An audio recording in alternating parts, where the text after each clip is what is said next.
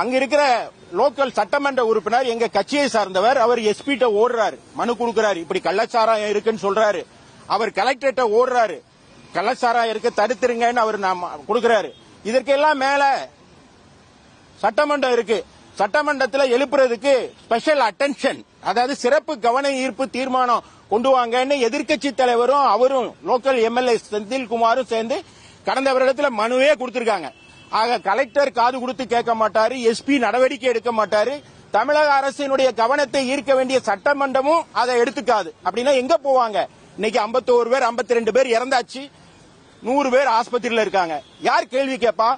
எதிர்க்கட்சி தான் கேள்வி கேட்கணும். எனவேதான் இந்த வழக்கை திறந்தேன். இதுக்கு எனக்கு அவப்பெயர். இந்த வழக்கை விளம்பரத்திற்காக போடுறேன் அப்படின்னு சொல்றாரு அட்வொகேட் ஜெனரல். தமிழக அரசினுடைய குரல் தான் அது. யாராவது பேசினா வழக்கு போடுறாங்க. யாரும் இந்த அரசுக்கு எதிராக பேச முடியல. இந்த வழக்கை அடிப்படையாக கொண்டது. எதுக்காக நான் சிபிஐ கேட்கிறேன்னா, தமிழக அரசினுடைய அரசு இயந்திரம் முழுமையா இயங்கவில்லை.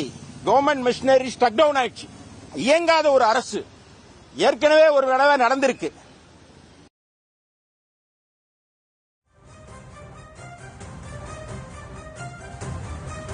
அதே மெத்தனால கலந்து திருப்பியும் குடிச்சிட்டு 51 பேர் இறந்திருக்காங்க. எங்கள் வக்கீல் நாங்க இன்னைக்கு கோர்ட்ல ஆர்குமெண்ட் பண்ணி சொன்னோம். ஒரே ஏரியால